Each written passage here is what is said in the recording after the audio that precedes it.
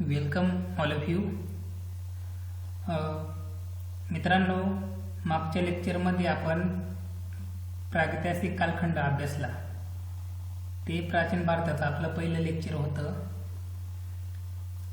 तर ते पहिलं लेक्चर असल्यामुळे आपण त्या लेक्चरमध्ये सुरुवातीला आपण प्राचीन भारतीय इतिहासाचं स्वरूप बघितलं, त्याच्यानंतर त्याचे प्रकार पण बघितले आणि त्याच्यानंतर भारतातील प्रागैतिहासिक कालखंडाचा शोध इतिहास याची पण सविस्तर माहिती बघितली. आणि त्याच्यानंतर आपण प्रागैतिहासिक काळ व त्याचे प्रकार म्हणजे ते आश्मयुग, कांस्ययुग आणि लोहयुग आणि त्याचे उपप्रकार पण बघितले आपण. आश्मयुगाचे म्हणजे जुने आश्मयुग, मध्य आश्मयुग आणि नव आश्मयुग हे आपण सविस्तर मागच्या लेक्चरमध्ये हे पूर्ण अभ्यासलेले आहे. आज आपण नवीन जे लेक्चर सुरू करणार आहे ते लेक्चर सेकंड आहे आपलं हडप्पा काळ. हडप्पा काळ मागील लेक्चरमध्ये तुम्हाला सांगितलं की आपण हडप्पा काळ म्हणजे कोणता काळ? आद्य इतिहास काळ. आद्य इतिहास काळामध्ये आपण याचा अभ्यास केला की आद्य इतिहास काळामध्ये पुरातात्विक साधने उपलब्ध होती, लिखित साधने उपलब्ध होती, परंतु ती आपण वाचू शकलो नाही. याचं उदाहरण पण तुम्हाला सांगितलं होतं मागच्या लेक्चरमध्ये की हडप्पा काळ, सिंधू संस्कृतीतील हडप्पा काळ, मोहनजोदडो काळ हे आपल्याला मागच्या लेक्चरमध्ये मी सांगितलेलं आहे. आता आपण स्वतंत्र हडप्पा काळ बघणार आहोत. त्यामध्ये आपण सविस्तर हडप्पा काळ या ठिकाणी अभ्यासणार आहोत. त्यापूर्वी मी तुम्हाला काही महत्त्वाच्या गोष्टी सांगतो, त्या लक्षात ठेवायच्या तुम्ही सर्वांनी. त्यामध्ये नोटबुक, पेन वगैरे असेल तर ते तुम्ही नोट डाऊन करायचे आहेत. ज्या ठिकाणी मला महत्त्वाचं वाटलं त्या ठिकाणी मी सांगेन तुम्हाला की तो पॉईंट किंवा तो क्वेश्चन त्या ठिकाणी नोट डाऊन करून ठेवायचा आहे, जेणेकरून तो तुम्हाला अभ्यासासाठी चांगला मार्गदर्शक होईल आणि जेणेकरून तुम्हाला वेळेवरती तो आठवेल. ठीक आहे मित्रांनो, की आता सर्वात महत्त्वाचं म्हणजे लेक्चर सुरू करण्यापूर्वी मी ज्या गोष्टी सांगितल्या त्या काळजीपूर्वक ऐकायच्या आणि लक्षात ठेवायच्या आहे. तर चला, तर मी आता या ठिकाणी हडप्पा काळ सुरू करतोय. कसे आहात सर्व? अभ्यास वगैरे कसा चालू आहे? मजेत ना? ठीक आहे, अभ्यास पण करा, कारण अभ्यासाशिवाय पर्याय नाही. तर चला मग आता मी या ठिकाणी हडप्पा काळ या ठिकाणी सुरुवात करतो. हडप्पा काळ हा काळ असा काळ की जगातील याची सविस्तर माहिती जर आपल्याला अभ्यासावी लागेल तर त्याचा आपल्याला सुरुवातीला मी मागच्या लेक्चरला पण तुम्हाला सांगितलं की त्याची पार्श्वभूमी आपल्याला बघावी लागेल. म्हणजे तो काळ कसा आला, कुठून आला आणि त्या काळामध्ये कोणती लिपी किंवा काय अस्तित्वात आलं हे आपल्याला संबंधित विषयाची आपल्याला हडप्पा काळाची माहिती होईल. तर या ठिकाणी आपण बघूया की हडप्पा काळ यामध्ये जी लिपी होती ती भावचित्रात्मक स्वरूपाची लिपी होती. भावचित्रात्मक स्वरूपाची लिपी म्हणजे अशी लिपी की ती एक देयबोलीसारखी म्हणतो आपण. म्हणजे याचं उदाहरण द्यायचं झालं तर समजा आपण एखाद्या पर्यटन स्थळाला भेट दिली आणि त्या ठिकाणी आपण वेगवेगळ्या कोरीव कामामध्ये आपण त्या शैली बघतो, ती जे त्याच्यातून काहीतरी प्रगट करायचे किंवा आपल्याला काहीतरी संदेश द्यायचे आहे असा कोरीव कामामध्ये त्या मूर्त्यांवरती जे कोरीव कामा लिहिलेलं असतं तर त्याच्यातून जो संदेश भेटतो म्हणजे काय, ती भावचित्रात्मक स्वरूपाची लिपी. ही लिपी त्या काळी हडप्पा काळामध्ये भावचित्रात्मक स्वरूपाची लिपी होती. म्हणजे ती आपल्याला माणसं, चित्र यांद्वारे ती आपल्याला समजायला सोपी जायची. त्या संस्कृतीचे माणसांद्वारे, चित्रांद्वारे आपल्या कल्पना, विचार, संवाद याद्वारे ते आपल्याशी साधत असत. ह्या लिपीचे 400 ते 500 संकेत मिळाले आहेत. उदाहरण द्यायचे झाले तर आपल्याला असं सांगता येईल की विटा, अलंकार, माणिके, मातीचे भांडे, मोहरा हे आपल्याला बघायला मिळतात. आता मोहरे म्हणजे काय आणि ते कुठे सापडतात? मोहरे हे सेलखडीपासून बनत होते. हा या ठिकाणी खूप महत्त्वाचा आहे आणि ते तुम्हाला काय नाही, एवढं अवघड काही नाही आहे की सोपं येते की मोहरे हे कशापासून बनवत होते, तर ते सेलखडीपासून बनत होते. ह्या लिपीतील इंग्रजीतील युवाकार आणि मासे यांचे जास्त चित्र सापडले आहेत. म्हणजे त्या काळी आपण मुद्रा म्हणू, त्या मुद्राला त्या लिपीमध्ये होते. म्हणजे इंग्रजीतील आकार आणि मासे आज देखील आपल्याला इंग्रजीतील आकार आणि मासे यांचे चित्र मोठ्या प्रमाणे बघायला मिळते. लिखाणाच्या पद्धतीवरून पुष्कळ विवाद झालेले आहेत या काळासंदर्भात. म्हणजे जो हडप्पा काळ आहे याचं लिखाण करण्याच्या म्हणजे शोधकर्ते यांच्यामध्ये संभ्रमात, शोधकर्ते यांच्यामध्ये अडचणीत सापडतात. ते अडचणीत कसे सापडतात की शोधकर्त्यांमध्ये डावीकडून उजवीकडे की उजवीकडून डावीकडे असा गोंधळ जेव्हा निर्माण होतो तेव्हा त्या दोन्ही पद्धतींना महत्त्व दिले जाते आणि त्या पद्धतीला कोणत्या नावाने ओळखतात तर ते ब्रुस्टोफेडन शैली या नावाने ओळखतात. म्हणून जेव्हा डावीकडून उजवीकडे किंवा उजवीकडून डावीकडे असा गोंधळ निर्माण होतो तेव्हा त्या पद्धतीला काय म्हणतात? ब्रुस्टोफेडन. काय म्हणतात? ब्रुस्टोफेडन शैली म्हणतात. हे तुम्हाला या ठिकाणी लक्षात ठेवायचं आहे. आणि जे आता पुढे आपण नदीकाठची संस्कृती बघणार आहोत. तर ती नदीकाठची संस्कृती म्हणजे कोणती मित्रांनो? की सुरुवातीला आपण मागच्या लेक्चरमध्ये पण बघितले, त्यामध्ये असं पण आपण अभ्यासलं की बहुतेक शहरे हे नदीकाठी असतात. म्हणजे त्या ठिकाणी ते वस्ती करून किंवा त्या नदी किनारी वसलेले आहेत. म्हणून त्या नदीकाठी जे शहर वसलेले आहेत त्या नदीच्या नावावरून ते संस्कृती उदयास आली.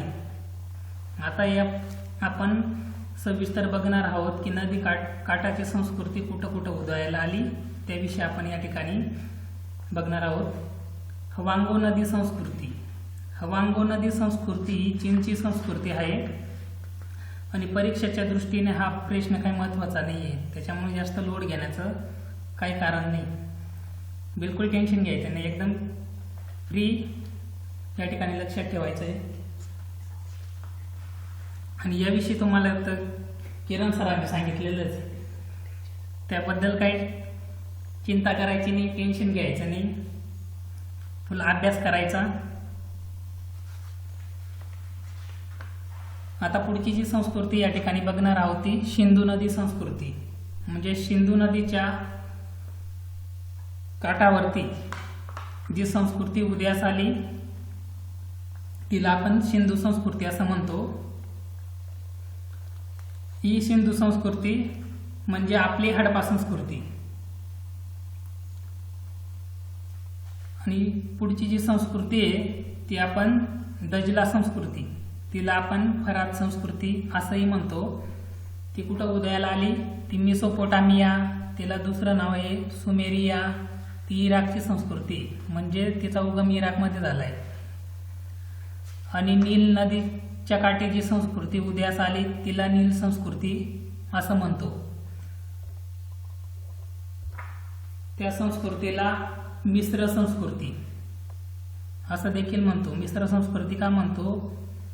कारण ती इजिप्तमध्ये उदयाला आली. या ठिकाणी आपल्याला क्वेश्चन पेपरमध्ये किंवा एक्झाम आपण दिल्यानंतर कुठं पण असा प्रश्न विचारला जाऊ शकतो की मिस्र ह्या नावावरून कोणत्या देशाला ओळखलं जातं, तर ते इजिप्त या देशाला ओळखलं जातं. आणि इजिप्त देशामध्ये जी संस्कृती उदयाला आली तिला मिस्र संस्कृती असं म्हणतो. या चार संस्कृती या ठिकाणी आपण विचारात घेतलेल्या आहेत. त्याचा अभ्यास आपण केला की त्या संस्कृती कुठं आहेत आणि कुठं उदयाला आल्यात, बरोबर. तर ह्या चार संस्कृती ह्या समकालीन संस्कृती आहेत. समकालीन या अर्थाने मित्रांनो की त्या एकाच काळामध्ये विकसित झालेल्या आहेत आणि एका काळामध्ये त्या उदयास आलेल्या आहेत, म्हणून आपण त्या संस्कृतीला समकालीन संस्कृती म्हणतो. आता त्यामधील आपली जी संस्कृती आहे ती हडप्पा संस्कृती सर्वात मोठी आणि विकसित संस्कृती या ठिकाणी मानली जाते. यामध्ये आपण मागील लेक्चरमध्ये बघितलंय की प्रागैतिहासिक स्थळाचा शोध, त्याचे शोध कार्य, भारतीय पुरातत्व सर्वेक्षण विभाग काय काम करते, तो विभाग कधी अस्तित्वात आला, त्या विभागाचे पहिले महानिर्देशक कोण होते, हे सर्व आपण बघितले. तरी पण आपण या ठिकाणी पुन्हा एकदा सांगू की जे पुरातत्व विभाग जो आहे त्याचे पहिले महानिर्देशक म्हणून अलेक्झांडर कनिंघम, बरोबर.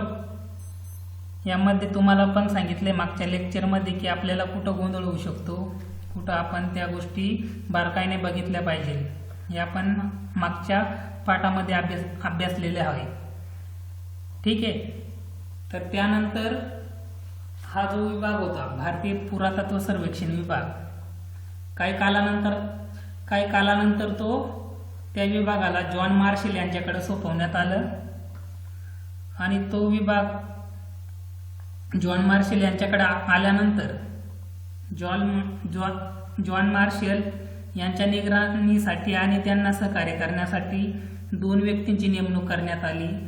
ती 2 व्यक्ती कोण होत्या, तर त्या 2 व्यक्ती अशा सांगता येईल आपल्याला की पहिली जी व्यक्ती होती ती दयाराम साहनी आणि दुसरी जी व्यक्ती होती ती राखलदास बॅनर्जी.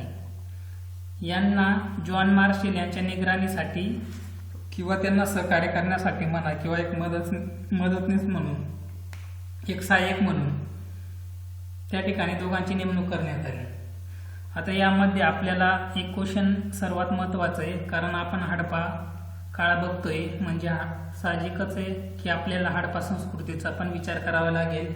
तर ती हडप्पा संस्कृतीचा शोध कधी लागला किंवा ती संस्कृती कुठं उदयास आली, तर याविषयी पण आपण अभ्यासणार आहोत. पण एक क्वेश्चन सर्वात महत्त्वाचा आपल्याला असं सांगता येईल की हडप्पा संस्कृतीचा शोध इसवी सन 1921 या कुठं लागला, तो हडप्पा येथे. तर तो शोध कोणी लावला, दयाराम साहनी यांनी त्या हडप्पा संस्कृतीचा शोध लावला. तर तो कोणत्या साली लावला, तर तो 1921 या साली शोध लावला. आणि दुसरा क्वेश्चन असा बनू शकतो की इसवी सन 1922 मध्ये मोहनजोदडो ही संस्कृती आहे तिचा शोध कुठे लावला, शोध कोणी लावला, तर तो राखलदास बॅनर्जी. हे आपल्याला या ठिकाणी सांगता येईल आणि हे तुम्ही लक्षात ठेवणं गरजेचं आहे की जेणेकरून तुम्हाला या जोड्या लावामध्ये विचारला जाऊ शकतं किंवा मग संबंधित व्यक्ती कशाशी संबंधित आहे, तर याविषयी आपल्याला सविस्तरपणे तुम्हाला त्यामध्ये सांगता येईल. आता यानंतर पुढचा जो टप्पा बघणार आहोत म्हणजे हडप्पा संस्कृतीचे नामकरण. म्हणजे हडप्पा संस्कृतीला नामकरण कधी मिळालं, त्या संस्कृतीबद्दल आता आपण या ठिकाणी आपल्या संस्कृतीबद्दल आपण या ठिकाणी बघूया. ते हडप्पा संस्कृती इसवी सन 1921 मध्ये इंग्रज पाकिस्तानमध्ये जेव्हा रेल्वे लाईन बनविण्याचे काम करीत होते त्यावेळेस काही कामगारांना विटांची गरज पडली. काही मजुरांनी इंग्रजांना सांगितले की तिकडे त्या जागेवर भरपूर विटा पडलेल्या आहेत तर त्या वापरायच्या का. इंग्रजांनी होकार दिला. परंतु त्यांनी जाणून घेण्याचा प्रयत्न केला नाही आणि मजुरांनी उरल्या सुरल्या हडपा संस्कृतीच्या घरांच्या भिंती पाडल्या आणि त्या विटांचा वापर हे रेल्वे लाईन बनवण्यासाठी वापर केला. अधिकाऱ्यांनी निरीक्षण केल्यावर मजुरांना विचारले की विटा कुठून आणल्या, तेव्हा मजुरांनी त्या भिंती दाखवल्या. ते दाखवल्यानंतर रेल्वे लाईनचे काम थांबवण्यात आले आणि विटांसाठी नवीन व्यवस्था करून देण्यासाठी संबंधित सूचना मुख्य कार्यालयास पाठवली आणि त्यामुळे त्यावेळेस पुरातत्व विभागाचे प्रमुख हे जॉन मार्शल असल्यामुळे सूचना जेव्हा भेटली मुख्य कार्यालयास तर त्यावेळेस ते तात्काळ त्या ठिकाणी पोहोचले. त्याचा कार्यभार त्यांनी दयाराम साने यांवर सोपवला होता. अशा प्रकारे त्या गावाचे नाव हडपा असल्याने त्या संस्कृतीत हडपा हे नाव देण्यात आले.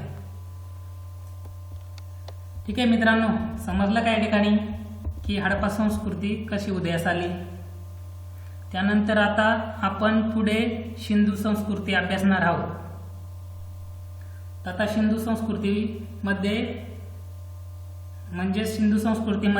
सिंधू संस्कृती म्हणजेच हडपा संस्कृती. हडपा संस्कृती सापडल्यानंतर ते जोरात शोधकार्य सुरू झाले आणि हडपापासून जवळपास 200 ते 300 किलोमीटर अंतरावर असलेले मोहनजोदडो हे 1922 साली राखालदास बॅनर्जींच्या नेतृत्वाखाली सापडले. म्हणजे जो हडपा संस्कृती हे शोधकार्य सुरू झाल्यानंतर त्या हडपा संस्कृती आणि मोहनजोदडो हा या ठिकाणी सर्वात महत्त्वाचा क्वेश्चन म्हणू आपण की या ठिकाणी असा होऊ शकतो की हडपा संस्कृतीपासून ते मोहनजोदडो यामधील अंतर किती किलोमीटर आहे तर ते तुम्हाला सांगता आलं पाहिजे. तर ते किती आहे 200 ते 300 किलोमीटर. कोठून हडपापासून ते मोहनजोदडोपर्यंत. हे 1922 साली कोणाच्या नेतृत्वाखाली सापडले तर ते राखालदास बॅनर्जी यांच्या नेतृत्वाखाली किती साली सापडले 1922. हे या ठिकाणी लक्षात ठेवायचंय. एका पाठोपाठ त्या ठिकाणी मोठ्या प्रमाणात अवशेष मिळत गेले. त्या ठिकाणावरून जवळपास सिंधू नावाची नदी वाहत असल्याने त्यामुळे त्या संस्कृतीला सिंधू संस्कृती असं नाव देण्यात आले. तुम्हाला या ठिकाणी मित्रांनो मी अगोदर पण याचं उदाहरण देऊन सांगितलंय. मी ते उदाहरण तुम्हाला असे देऊन सांगितले होते की नदीकाठी म्हणजे पुरातन काळापासून आपण तेच बघतो की नदीकाठी एखादं गाव वसलेलं जर असेल तर ती त्या नदीकाठावरून त्या गावाची आपण संस्कृती उदयास आली हे आपण मागच्या लेक्चरमध्ये पण बघतो आणि जेवढ्या ठिकाणी म्हणतो. जसं याचं उदाहरण द्यायचं झालं ते आता साहजिकच याच्यामध्ये नाशिक गोदावरी नदीच्या काठी आहे त्यामुळे ती संस्कृती उदयाला आली. त्याच्यानंतर तापी, कोरेगाव, नर्मदा त्या ठिकाणी किनाऱ्यावर जे वसलेले गाव आहेत तर ते त्या नदीकाठच्या त्याच्यावरून त्या संस्कृतीला ओळख मिळाली. ठीक आहे मित्रांनो, समजलं का मित्रांनो. म्हणजे इथं असं लक्षात ठेवायचं की नाशिक हे गोदावरी नदीकाठी वसलेलं आहे त्याच्यामुळे ती गोदावरी संस्कृती हे या ठिकाणी लक्षात ठेवायचं. आता यानंतर आपण पुढची जी संस्कृती बघणार आहोत ती सिंधू सरस्वती संस्कृती. आता तुम्ही म्हणशाल की या ठिकाणी दोन संस्कृती एकत्र दिसत आहेत, या कशा काय शक्य आहे. यामध्ये सिंधू आणि सरस्वती संस्कृती म्हणजे सिंधू सरस्वती संस्कृती कशी होऊ शकेल की यामध्ये ती संस्कृती अशा प्रकारे उदयास आली की हरियाणात सिंधू आणि सरस्वती नदीच्या आसपासचा जो परिसर आहे त्या परिसरात ही संस्कृती उदयास आली, म्हणून तिला आपण सिंधू सरस्वती संस्कृती म्हणतो. यामध्ये इसवी सन 1947 म्हणजे भारताला स्वातंत्र्य मिळेपर्यंत 40 वर्षांचा शोध लागला. अजून आजपर्यंत जवळपास 1500 पेक्षा जास्त पुरातत्व अवशेषांचे शोध कार्य त्या ठिकाणी झालेले आहे. त्याचप्रमाणे सिंधू आणि गंगेच्या सापडलेल्या 1100 वस्तींचा सुद्धा शोध या ठिकाणी लागलेला आहे. तर यामध्ये या ठिकाणी थोडक्यात मी परत ओव्हरऑल थोडी माहिती घेतो परत, म्हणजे ते जेणेकरून तुम्हाला जास्तीत जास्त समजेल आणि ते लक्षात ठेवायला सोपं जाईल.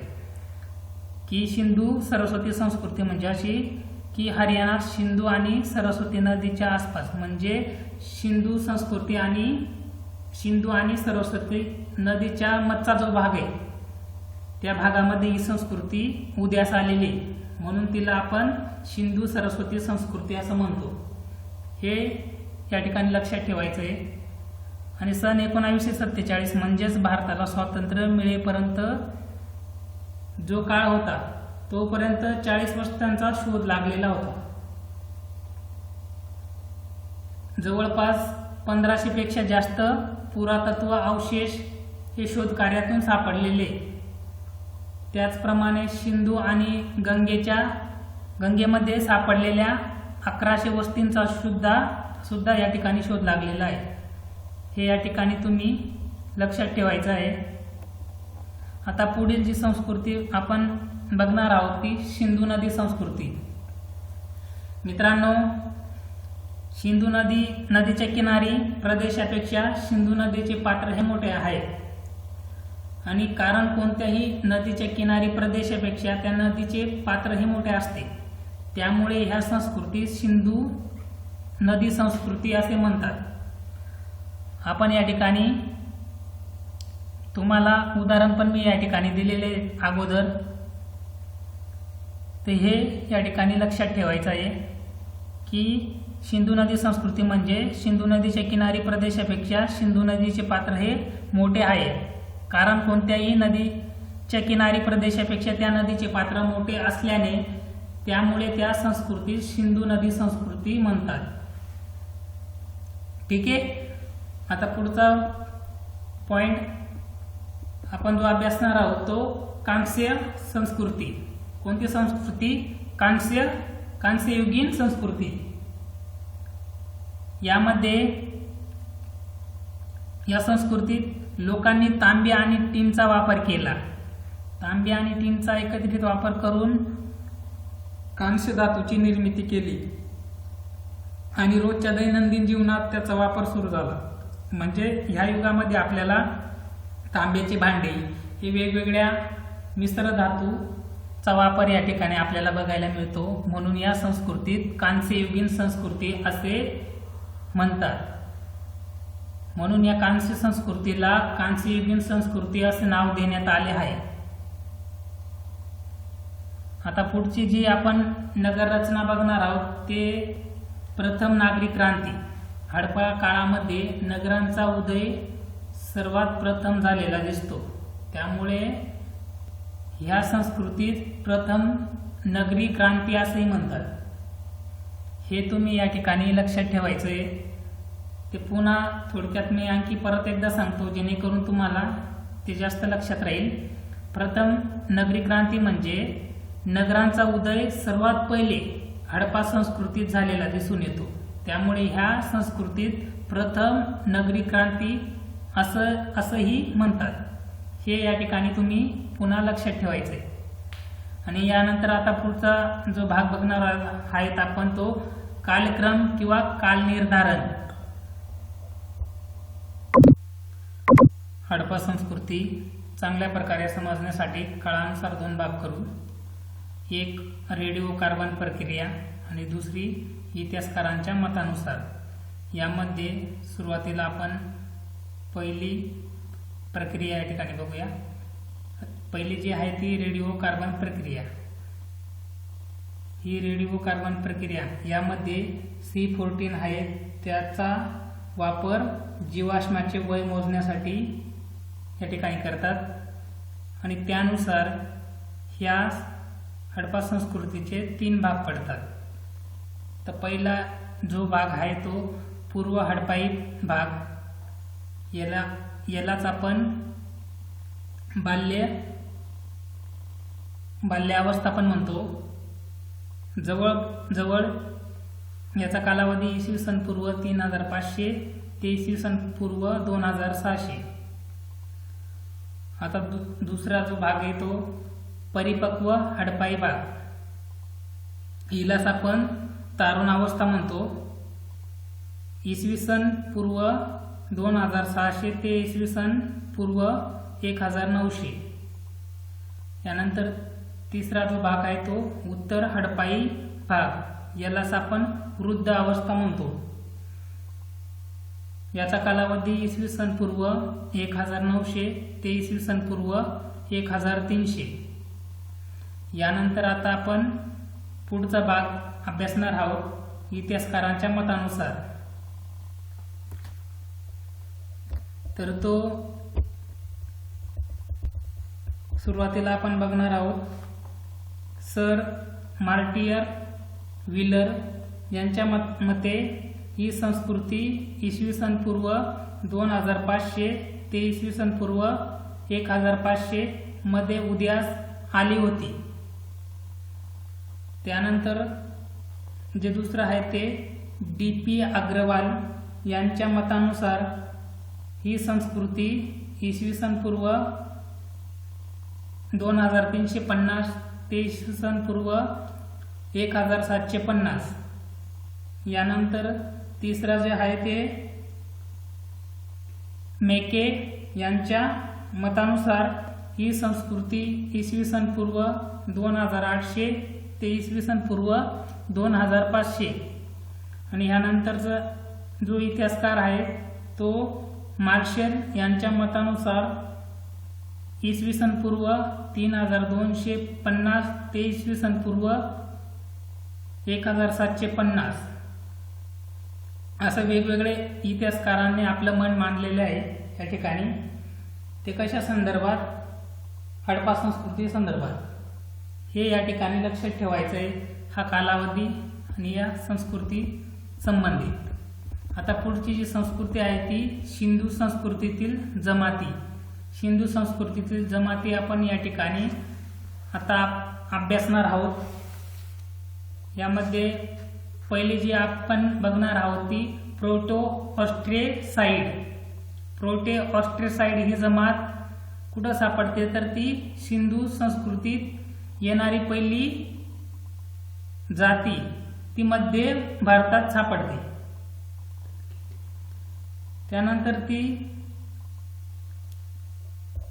यामध्ये आता दुसऱ्या या ठिकाणी आपण बघणार आहोत की भूमध्य सागरी ही संस्कृतीतील जमात मेडिटेरियन ही दक्षिण भारताचा निर्माता म्हणून ओळखली जाते.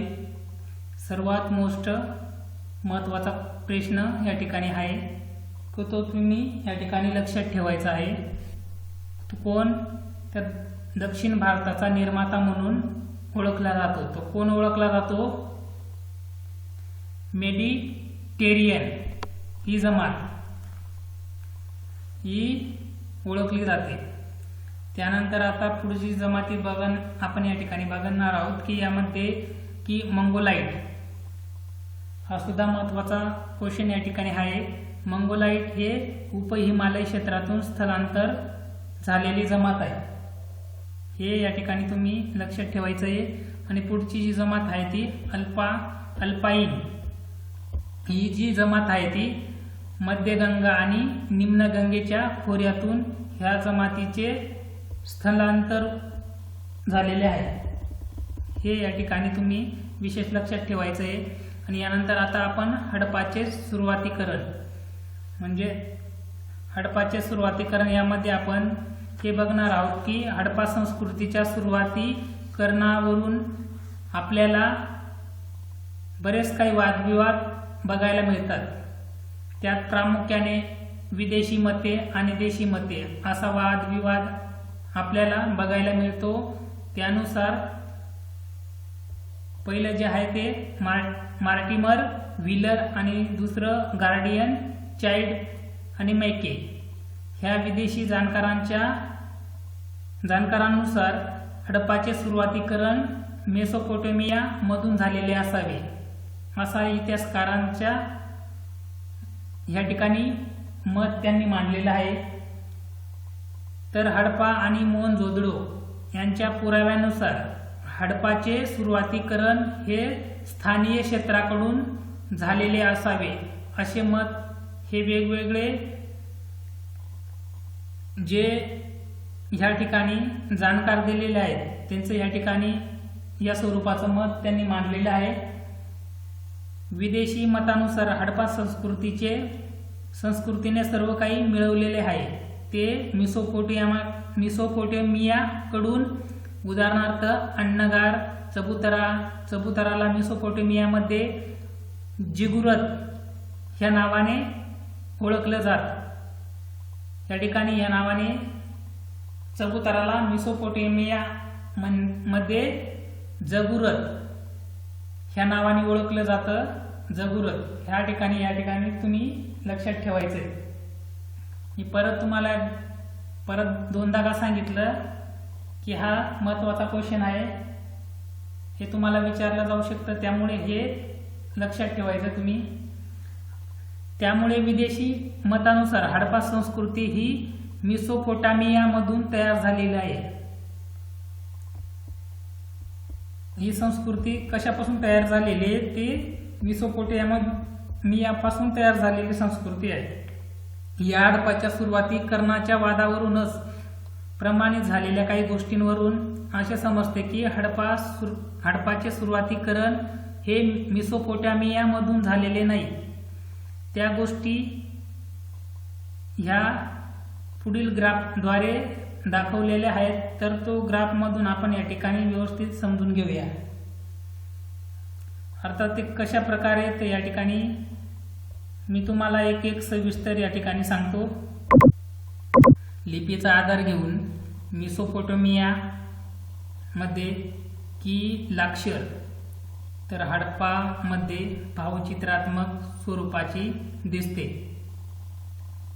त्याचप्रमाणे नगर नियोजन मध्ये आधार घेऊन मेसोपोटेमियामध्ये कमी विकसित दिसते, तर हडप्पामध्ये जास्त विकसित दिसते। त्यानंतर तिसरं जे आहे ते वीटचा आधार घेऊन मेसोपोटेमियामध्ये कच्च्या विटा दिसतात, तर हडप्पामध्ये पक्क्या विटा बघायला मिळतात।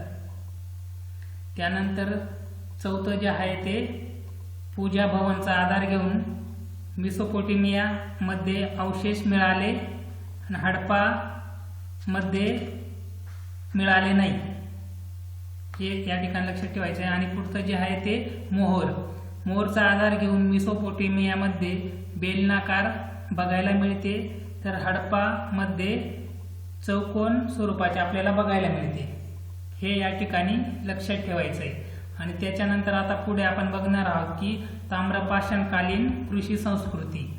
आता ताम्रपाषाणकालीन कृषी संस्कृतीमध्ये आपण ताम्रपाषाण काळातील कृषी संस्कृतीचा हडप्पाचा विकास कसा झालेला आहे, तर ते आपण ह्या संस्कृती वेगवेगळ्या ज्या आहेत त्या पुढील प्रमाणे आपण बघूया। पहिले जे आहे बलुचिस्तान ही कुली, यामध्ये नाल संस्कृती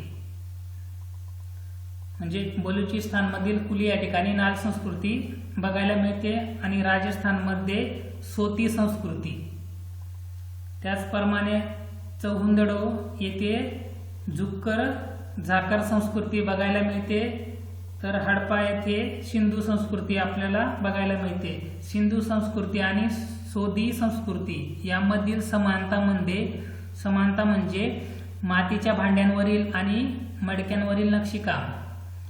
याचं उदाहरण द्यायचं झालं तर ते पाने, फुले आणि दोरी या स्वरूपात आपल्याला या ठिकाणी सांगता येईल। यानंतर आपण भौगोलिक विस्तार या ठिकाणी अभ्यासणार आहोत, म्हणजे हडप्पा संस्कृतीचा भौगोलिक विस्तार कसा झाला या संबंधित आपण अभ्यासणार आहोत। यामध्ये हडप्पा संस्कृतीचे स्वरूप हे त्रिभुजकाळ स्वरूपात आपल्याला बघायला मिळते।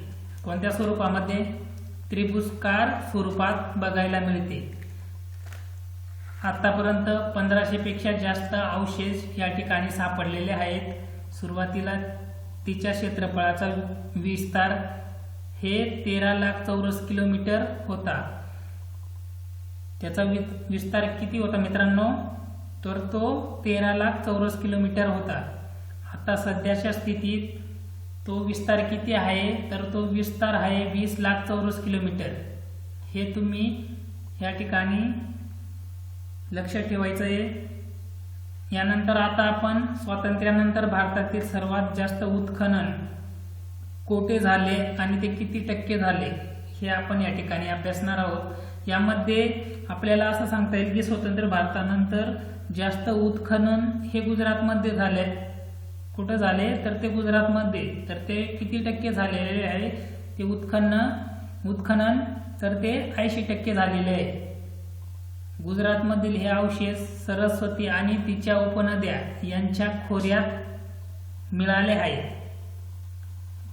हे जे उत्खनन झालेले आहे ते अवशेष गुजरातमध्ये कोणत्या ठिकाणी सापडलेले आहेत? तर ते सरस्वती आणि तिच्या उपनद्या यांच्या खोऱ्यामध्ये सापडलेले आहेत। यामध्ये आता आपण थोडक्यात या हडप्पा संस्कृतीविषयी थोडक्यात आपण कुठं कोणत्या ठिकाणी ही संस्कृती बघायला मिळते याविषयी आपण एक ओव्हरऑल थोडक्यात या ठिकाणी बघूया।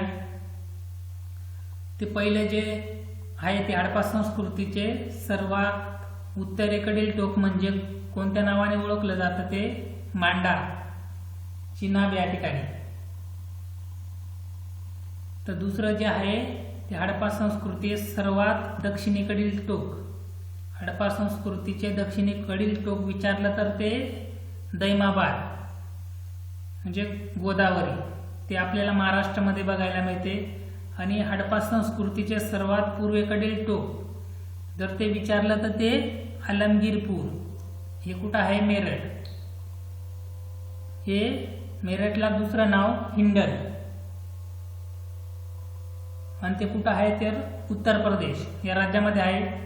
आणि चौथं जे आपण अभ्यासणार आहोत ते हडप्पा संस्कृतीचे सर्वात पश्चिमेकडील टोक, तर ते कुठं सांगता येईल? सतकांगेडोर। कोणतं? सतकांगेडोर। त्याला दास्क असं देखील म्हणतो। ते बलुचिस्तानमध्ये, बलुचिस्तान म्हणजे ते पाकिस्तानमध्ये। आणि पाचवं जे अभ्यासणार आहोत त्या हडप्पा संस्कृतीचे पूर्व पश्चिम अंतर। हे सर्वात महत्वाचं क्वेश्चन या ठिकाणी असा तयार होईल की हडप्पा संस्कृतीचे पूर्व पश्चिम अंतर किती किलोमीटर आहे? तर ते 1600 किलोमीटर आहे।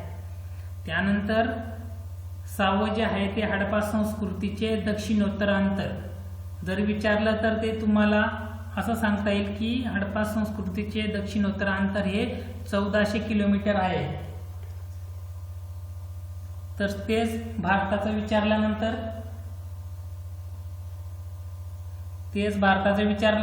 तुम्हाला कसं सांगता येईल?